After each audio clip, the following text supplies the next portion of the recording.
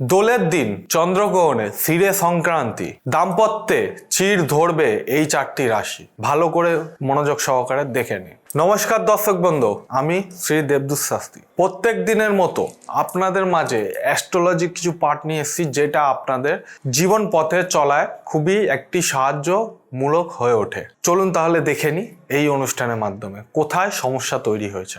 3 March মানে 3 March 2026 সালে দোল উৎসবের দিন চন্দ্রগ্রহণ রয়েছে। অপরদিকে 17 ফেব্রুয়ারি হওয়া আমরা এই সূর্যগ্রহণ কিন্তু ভারত থেকে সকলেই কিন্তু দেখেছি এবং তার প্রভাব কিন্তু আমরা বুঝতে পারছি এখনো, ঠিক আছে। যদিও চন্দ্রগ্রহণ সব রাশির উপর ইতিবাচক বা নেতিবাচক দুই ধরনের প্রভাব কিন্তু দেখা দেবে, তবে চন্দ্রগ্রহণের অশুভ প্রভাব কিছু রাশি জাতকদের উপর কিন্তু নেতিবাচক প্রভাব পড়বে। দেখে নিন তাহলে এই অনুষ্ঠানের মাধ্যমে। আমাদের প্রথম রাশি হচ্ছে কর্কট রাশি। কর্কট রাশির জাতকদের জন্য এই গ্রহণ কিন্তু অষ্টম ঘরে হতে চলেছে, যা হঠাৎ কোনো সমস্যা তৈরি করতে পারে। শ্বশুর বাড়ি পক্ষ থেকে বা পৈতৃক সম্পত্তি নিয়ে কিন্তু অশান্তি হতে পারে। বাড়িতে বিশাল অশান্তির একটা সৃষ্টি হতে পারে। মনের মধ্যে অস্থিরতা থাকবে। নিজের কথার উপর নিয়ন্ত্রণ অবশ্যই এই টাইমটা রাখার চেষ্টা করুন এবং চোখ সংক্রান্ত সমস্যা দিয়ে এড়িয়ে যাবেন এবং জীবন সঙ্গীর স্বাস্থ্যের উপর কিন্তু মনোযোগ দেবেন। দ্বিতীয় রাশি হচ্ছে আমাদের সিংহ রাশি। সিংহ রাশির জাতক বা জাতিকাদের জন্য এই গ্রহণটা সপ্তম ঘরে পড়বে, যা কিন্তু দাম্পত্য জীবনে বাধা তৈরি করে নিয়ে আসতে চলেছে এবং বৈবাহিক সম্পর্কে অশান্তি এবং দূরত্ব কিন্তু আসতে পারে। যদি আগের থেকে কোনো অশান্তির সৃষ্টি হয়ে থাকে তাহলে সেটাকে কিন্তু শান্তিপূর্ণভাবে মেটাবার চেষ্টা করবেন। অংশীদারি ব্যবসায় বিশেষ কিন্তু সাবধান থাকতে হবে আপনাদের এবং সামাজিক প্রতিষ্ঠা বজায় রাখতে হবে এবং ভেবে চিন্তে কিন্তু সিদ্ধান্ত নিতে হবে আপনাদের এই সময়টাতে।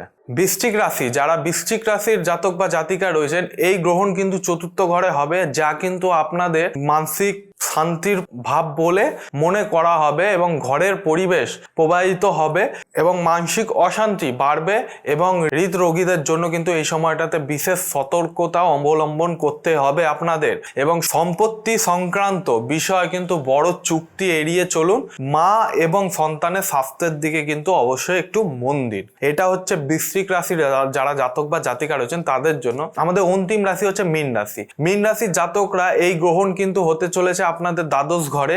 এতে কিন্তু অপ্রয়োজনীয় খরচ কিন্তু আপনাদের বাড়তে চলেছে এবং স্বাস্থ্যের সংক্রান্ত সমস্যা কিন্তু বাড়তে চলেছে এবং অনিদ্রা বা আদালত এবং মামলায় কিন্তু সংক্রান্ত বিষয় কিন্তু আপনারা জড়াতে পারেন। এই সময় মানে বেশি সতর্ক থাকতে হবে এবং যোগ, ধ্যান এবং ধার্মিক গতিবিধি, মানসিক ও ভারসাম্য আপনাদের অবশ্যই কিন্তু বজায় রাখতে হবে।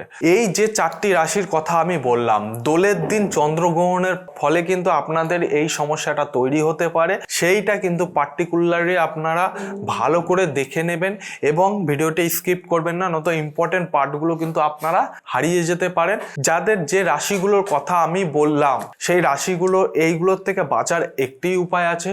দেখুন, সমস্যা তৈরি অবশ্যই হয় কিন্তু তাকে কমাবার রাস্তাও আছে। সেজন্য আপনাদের কিন্তু গণেশ ঠাকুরের যে মন্ত্র আছে সেটা আপনাদের সেই দিন কিন্তু আপনাদের জপ করতে হবে এবং কৃষ্ণ ঠাকুরের যে মন্ত্র আছে সেটাও কিন্তু আপনারা জপ করলে আপনাদের সমস্যা কিন্তু সমাধান অনেকটাই কমে আসবে, ঠিক আছে। সমাধান আপনারা পেতে পারেন। অবশ্যই চ্যানেলটিকে সাবস্ক্রাইব করবেন, বেল আইকনটি প্রেস করবেন যাতে নিত্য নতুন অনুষ্ঠান আপনাদের মাঝে তৎক্ষণাৎ পৌঁছে যায়।